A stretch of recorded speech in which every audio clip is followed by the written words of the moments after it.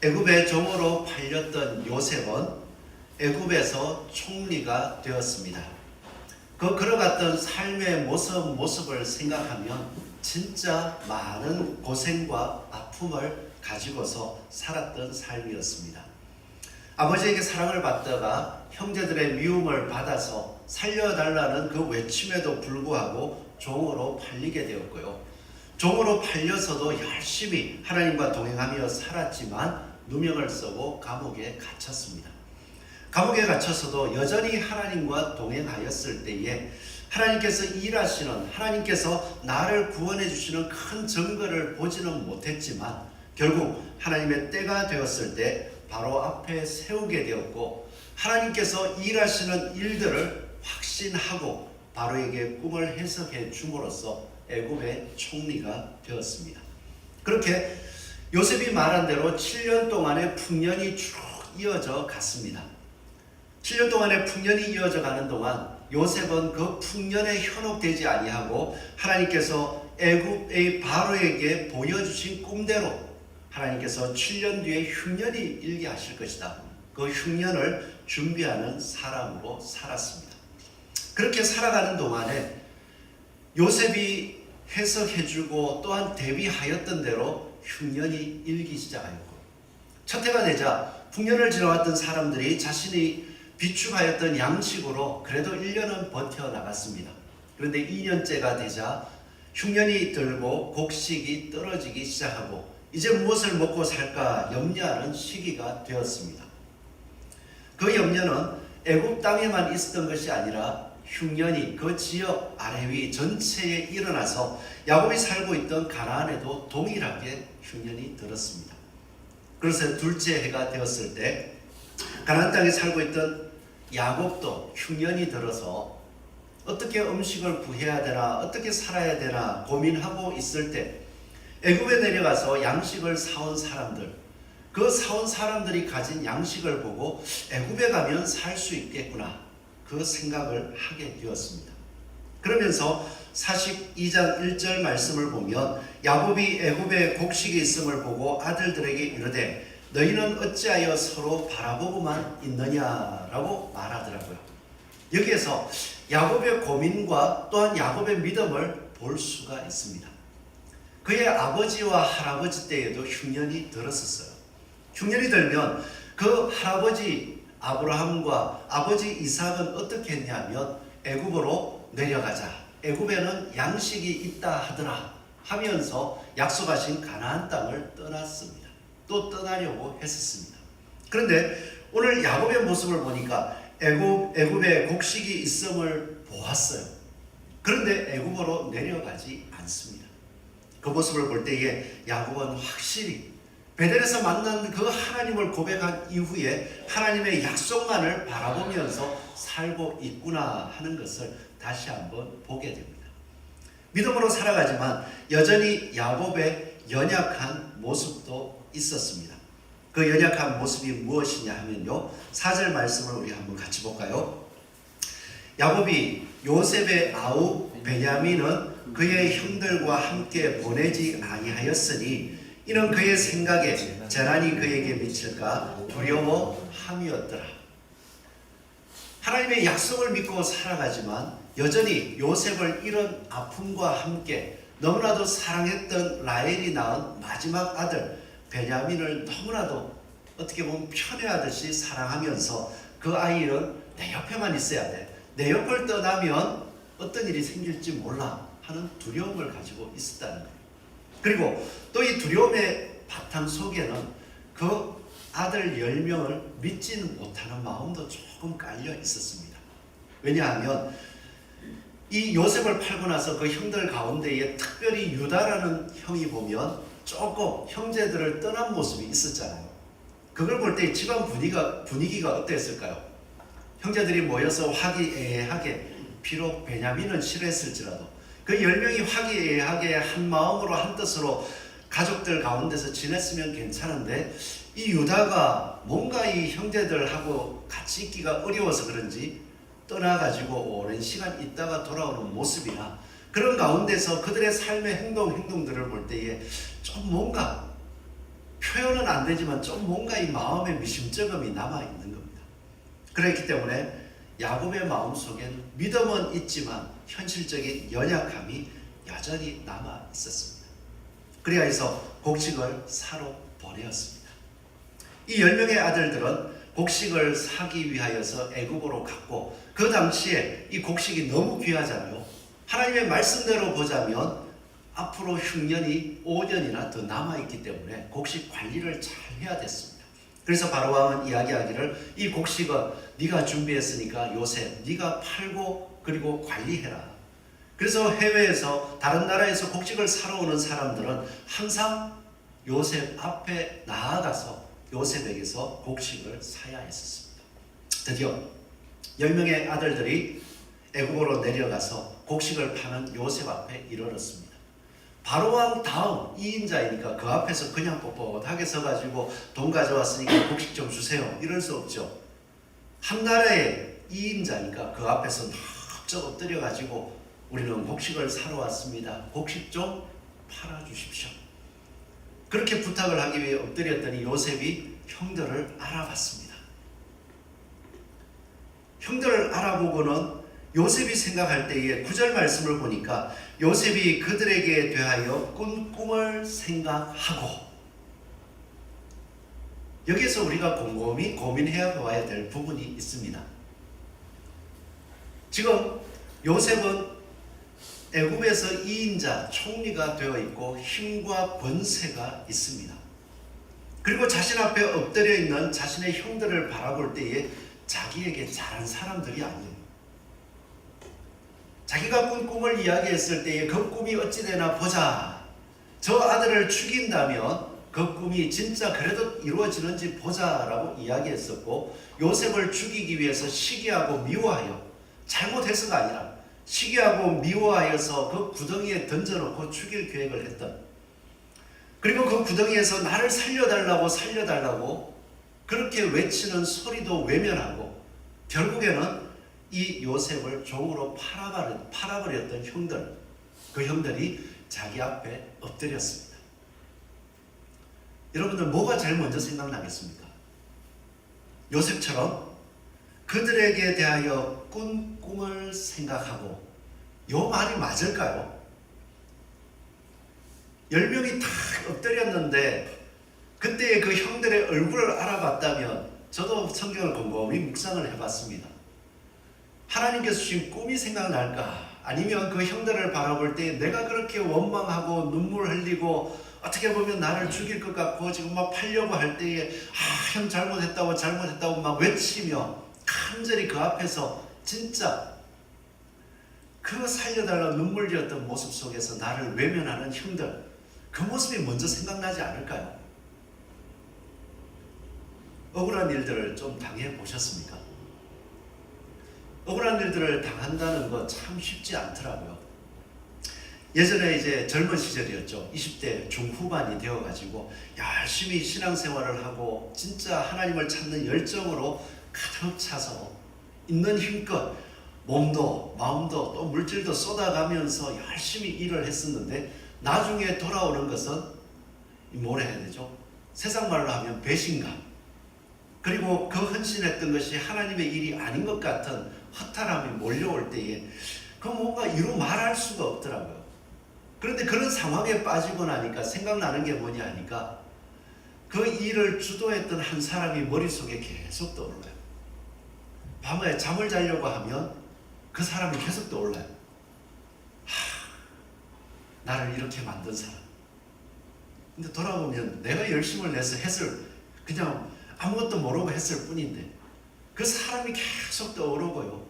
그 사람에 대한 원망, 그 사람이 나를 그렇게 만들었어, 그 생각으로 가득 차게 되더라고요. 근데 요셉이 지금 그 형들을 바라볼 때에 나를 그렇게 미워하고, 나를 그렇게 괴롭게 하고, 나를 죽이려고 하고, 나를 팔았던 바로 그 형들, 그게 생각이 나야 되잖아. 오늘 말씀을 볼 때에 요셉이 그들에게 대하여 꾼 꿈을 생각하고, 이 말씀이 어떻게 이렇게 됐을까? 너무나도 귀한 거예요. 요셉이 그 형들을 바라보았을 때에 그들에 대하여 꾼 꿈을 생각하고 어떻게 이렇게 꾼 꿈을 생각할 수 있는 사람이 되었을까요? 요셉은요, 끊임없이 형들에게 종으로 팔려간 이후, 형들이 판 이후부터 하나님께서 동행하심을 맛보고 힘들고 어렵고 수고로운 삶 가운데서 하나님께서 역사하실 것을 바라보며 하나님과 동행하는 삶 속에 하나님의 뜻을 깨달아 갔기 때문에 그 형들이 자신 앞에 엎드렸을 때도 나에게 잘못된 행동을 했던 그 악함을 기억하는 것이 아니라 하나님께서 꾸게 해주신 꿈을 생각할 수 있더라는 거예요. 오늘 우리의 삶 속에서도 힘들고 어려운 일들이 많이 있습니다. 생각하고 돌이켜보면 나는 선을 행했는데 악으로 갚아주는 사람들을 겪어보기도 했습니다. 그럴 때 시간이 지나보면 그 사람 나는 선을 행했는데 나에게 악을 행했어, 그런 생각을 할 수도 있겠죠. 그런데 하나님의 말씀을 따라 하나님의 말씀을 깨닫고 한 걸음씩 걸어가서 살아보면 그 어렵고 힘든 일 속에서도 하나님께서 나와 지금 함께 해주고 있고 하나님의 말씀을 내 삶 속에서 이루기 위해 나를 붙잡아주고 있고 하나님이 나를 이끌어주고 있다는 것을 맛보게 되는 거예요. 그 힘든 일 속에서 내가 무너질 수밖에 없었을 거지만 하나님이 붙들어줘서 하나님 말씀을 따라 여기까지 왔구나 고백되고 깨달아지는 순간이 있다니까요. 그 순간을 통해서 내 삶을 쫙 되돌아보면 그때 나쁜 일이 있었고 그때 누가 나를 괴롭혔고 그때 누가 나를 속였지만 그 속에서 나를 붙드시고 여기까지 이끌어주신 하나님을 알고 나니 하나님의 뜻이 나를 살리기 위하여 나를 붙드신 것이요 또한 그 죄악 가운데에서 내가 죄악에 물들지 않기 하기 위하여서 나를 이끌어 주신 것이요 또한 하나님께서 기뻐하시는 모습으로 빚어가기 위하여서 나를 이렇게 만들어 놓으신 거예요. 그걸 깨닫고 나면 그 다음 순간부터 뭘 보겠습니까? 그때에 나에게 나쁜 짓을 했던 사람, 나를 속였던 사람, 나에게 선을 악으로 갚았던 사람, 그걸 기억하는 게 아니라 하나님께서 이런 사람을 만들기를 원하셨구나. 그리고 나서부터는 그 만들기를 원하셨던 삶의 관점으로 모든 것을 바라보면서 전진하는 사람이 되어 간다는 것입니다. 요셉이 참으로 그랬습니다. 자기의 삶 속에서 있어졌던 그 22년간의 삶 속에 쫙 과정들을 살펴보니까 내 힘으로 했다면 진짜 죽었을 거예요. 그런데 보디바르의 집에서도 하나님이 동행해서 보디바르에게 은혜를 받게 하고 감옥에서도 간수장의 은혜를 받게 하고 또 바로에게 있어서도 하나님의 뜻을 풀어줄 수 있고 그 꿈을 풀어줌으로써 하나님이 반드시 하실 것임이라는 확신을 그 앞에서 고백함으로써 애굽의 총리가 될 수 있었던 것. 그 과정들 하나님께서 어떤 사람이 되기를 원하셨던지 왜 인도해 주셨던지를 알고 나니까 하나님께서 계획하셨던 꿈이 있었구나. 하나님이 나를 향하여 계획하신 꿈이 있었구나. 그 꿈을 통하여 내 인생을 바라볼 수 있게 되더라고요. 저와 여러분들 오늘 이 자리에서 함께 예배 드릴 때에 대체적으로 적지 않은 연세들이시죠. 그럴 때에 하루하루를 살아가면서 요셉이 겪었을 일, 보디바르의 집에서 누명을 쓰거나 간수장에게 그렇게 은혜를 받고 있는데 술 같은 관원장의 꿈을 풀어줬더니 자기를 2년 동안 잊어버린 일이나 그러한 일들을 생각하면서 여전히 가슴 아파하고 마음속에 혹시라도 악을 쌓고 있지는 않습니까?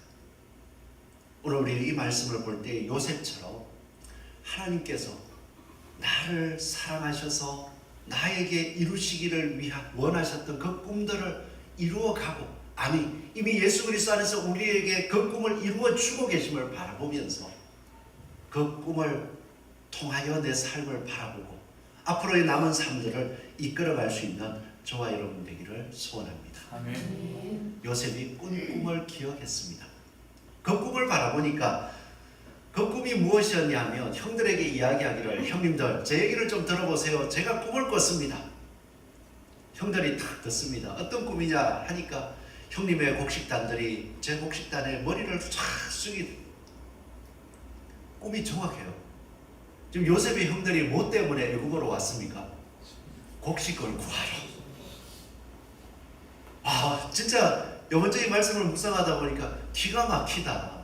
그전에는 이렇게까지 생각을 안 해보고 그냥 요셉이 꿈을 꿨구나, 그냥 임금이, 왕이 이들을 다스리는 자가 된다는 꿈을 꿨구나, 그 정도로 생각하고 아, 결국 총리가 되었고 이 가족을 다 구원했어, 이렇게만 생각하다가 하나님 정확하시다.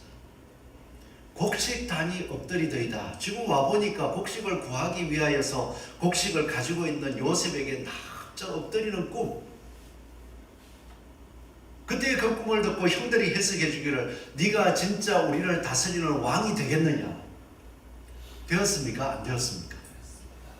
하나님이 꾸게 하신 꿈, 하나님이 가지고 있는 계획 속에서 그 요셉에게 꾸게 하신 꿈대로 이루어 주셨더라고요.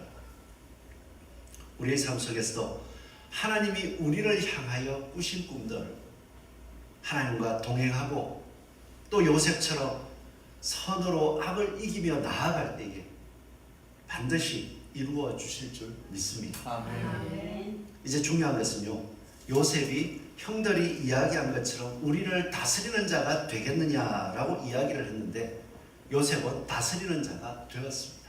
하나님께서 되게 해 주셨어요. 이제 우리가 중요하게 생각해야 되는 것은 하나님께서 우리를 그러한 자리에 세워 놓으셨을 때에, 하나님께서 우리를 향하여 계획하신 꿈을 가지시고 우리를 하나님이 원하시는 자리에 세워 놓았을 때, 다스리는 자가 되었을 때 어떤 사람이 될 것입니까? 어떤 다스림을 보여줄 것입니까? 요셉은 하나님께서 그 자리에, 다스리는 자의 자리에 세웠을 때 섬기는 자의 삶을 살아가더라는 거예요. 예수님의 제자, 그 12제자들 가운데에 예수님께서 예루살렘 성으로 올라갈 때 다툼이 있었습니다. 왜 다투었냐 하면 누가 더 예수님께 충성했느냐. 그 충성하는 건 좋잖아요. 그런데 예수님이 이제 예루살렘에 올라가면 예루살렘에서 왕이 될 것을 기대하고 누가 더 충성했냐, 누가 더 크냐, 그걸 따져보니까 왜 그걸 따졌느냐 하면요, 올라가서 예수님이 왕이 되면 누가 예수님 옆에서 오른편, 왼편 아니면 가장 최측근에 서게 될 거냐. 12명이 다 둘러설 수는 없으니까 서로 싸운 거예요. 그때 예수님께서는 말씀하셨습니다. 너희들은 세상 사람들처럼, 세상 권세자들처럼 내 옆에서 한 자리를 차지해서 섬김을 받을 생각을 하고 있구나. 그게 아니야. 나는 이 땅에 섬기는 자로 왔어. 죄인들을 섬겨서 그 죄를 씻어주고 그 죄인들이 하나님 앞에 올바로 설 수 있도록 섬기는 자로 이 땅에 왔어. 너희도 세상 사람들처럼 섬김을 받는 자가 아니라 섬기는 자가 되어야 할 거야. 그렇게 말씀해 주었습니다. 그런데 우리가 이 세상을 바라보면 또 예수를 믿고 살아간다고 하면서도 각자 직분을 가지거나 어떠한 권세를 가진 자리에 서게 되면 대체적으로 어떻게 하게 되던가요? 섬기는 게 참 쉽지 않더라고요. 그리고 또 이상한 거 있죠. 마음에 보십시오. 나는 올라가서 섬김을 받고 싶어 라는 마음을 가지면은 섬기는 사람이 높게 보이겠습니까? 아니면은 섬기는 사람이 그냥 왜 저렇게 살지 하면서 약간 좀 얕잡아 보는 마음을 가지겠습니까? 어떨 것 같아요? 여러분들이 직위를 가진 자리에 있습니다. 그 자리에서 예수 그리스도의 말씀 때문에 섬기는 삶을 살아야겠다 하는데 주변 사람들은 세상적인 생각을 가지고서 그 자리에 서면 섬김을 받아야지, 누구에게도 대접받고 누구에게도 대접받고 그렇게 살아야 되는데 왜 저렇게 살지? 그런 생각 안 하시겠어요? 나는 나중에 저 자리에 서면 반드시 섬김을 받고 말 거야. 나한테 뭘 가져오라 하고 뭐 어떤 대접을 하라 하고 다 그러고 살 거야. 혹시 그런 생각 안 해보십니까? 저도 나름 섬기면 섬긴다라고 사는데 가끔 섭섭할 때가 있어요. 섬기는 모습을 보면 우리 목사님이 그래도 예수님 말씀 따라서 살려고 참 애쓰는구나, 그렇게 알아주면 좋은데 별로 안 알아줄 때가 가끔 보이더라고요. 그냥 마치 그냥 섬겨주는 거 당연한 거지 뭐. 원래 우리 목사님 그래. 제 성격도 안 그래요. 남이 대접해주고 섬겨주면 당연히 좋죠. 또 공짜로 생기면 더 좋잖아요. 그런데도 예수님의 말씀 때문에 그 말씀이 그러하니까 그거 한번 이루어 보려고 살아갈 때에 제일 속상한 게 우리 목사님 성격이 원래 그래. 안 그렇습니다. 제가 이 말씀을 드리는 거는 섬기라는 게 아니라 제 성격이 원래 안 그렇고 예수님 말씀 따라 살아보려고 한다는 걸 기억해 달라는 거예요. 그렇게 섬기는 삶을 살아갈 때에 그 힘든 거 안다. 그렇지만 예수님이 그렇게 하셨기 때문에 섬겨가는 삶들, 그것이 진짜 귀중한 것이구나. 그것을 알아갈 수 있는 저와 여러분이 되기를 소원합니다. 아멘. 요셉은요, 꿈이 생각났더니 하나님께서 자신을 그 자리에 세운 뜻이 무엇인지를 깨닫고 형제들과 가족을 섬기는 자가 되더라고요. 그들을 섬길 때에 그 형들에게 돌아가는 삶 속에서 자루에 돈을 다 다시 집어넣었어요. 괴롭히려고 그랬겠습니까? 물론 죄 지은 사람은 그게 괴롭더라고요. 죄를 지었는데 잘해주니까 괴로운 거예요. 아니 나는 잘못했는데 왜 이렇게 잘해주나? 요셉의 형들도 좀 그런 마음이 있었지만 잘해준 이유가 뭐겠습니까? 곡식을 사러 온 그 돈을 다 다시 집어넣어 준 것. 그들의 삶이 힘들까봐 그들을 챙겨가는 것이고요. 또 그리고 더 중요한 것은 이들을 그 자기의 원수 갚듯이 죽이는 것이 아니라 하나님께서 이들을 살리기 위하여 나를 이 애국으로 이 고생과 수고 속에 붙잡아 주면서 이곳에 보내셔서 총리가 되게 해주셨구나. 그리고 내가 가나안 땅에 살아봤을 때에 이 말씀 기억하시나요? 야곱이 하란에서 그 장인 어른과 사이가 틀어져 가지고 이제는 가나안으로 돌아왔을 때에 장인 어른의 그 땅으로 갈 수가 없었어요. 그러다 보니까 그 자녀들에게 결혼을 시키기 위해서 이 하란으로 사람을 보낼 수가 없게 되었습니다. 이제는 자신의 형제들끼리 결혼하거나 가나안 땅에 있는 여인들을 취해야 되는데 이 혼탁해지고 있었다는 거예요. 유다도 혼탁해졌잖아요. 그러고 나니 하나님은 그 모든 것을 아시고 요셉을 애국으로 미리 보내서 하나님의 뜻을 깨닫고 여호와 하나님을 섬기는 믿음을 지켜야 되겠구나. 그리고 후에 보면 자신의 가족들을 다 애국으로 데려와서 애국 사람들이 싫어하는 목축하는 사람이라고 일부러 자랑하고, 그래야 해서 애국 사람들이 오지 않도록 고센이라는 구별된 땅, 그 속에서 믿음을 지키고 살아갈 수 있도록 딱 붙잡아 놓는 모습을 보여주더라고요. 바로 이게 섬기는 겁니다. 우리가 섬기는 삶들, 오늘 이곳에서 예배드리면서 왜 섬깁니까? 우리가 서로 사랑을 나누고 한 사람 한 사람을 생각하고 또한 그들을 위하여 기도하는 것, 왜 섬깁니까? 제 말을 잘 들으라고.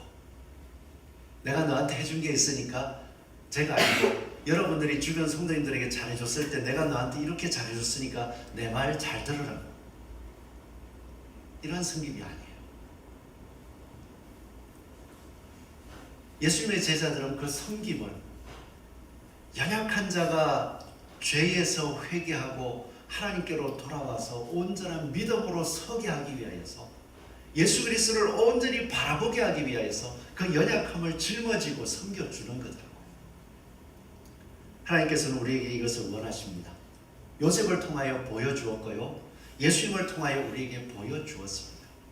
그러기에 예수님께서 부활하신 이후에 그 사명들을 우리에게 맡겼다면 우리 한 사람 한 사람요, 이 섬김을 통하여서 그가 예수 그리스도를 온전히 사랑해 갈 수 있도록 요셉처럼 자기 수고의 짐을 잘 짊어질 수 있는 저와 여러분 되기를 소원합니다. 아멘.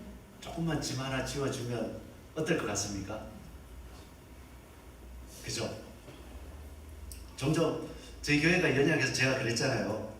교회가 성도님들이 이제 개척을 하고 어린 성도님들이, 믿음이 연약한 성도님들이 많이 있다 보니까 뭐를 안 시키려고 합니다.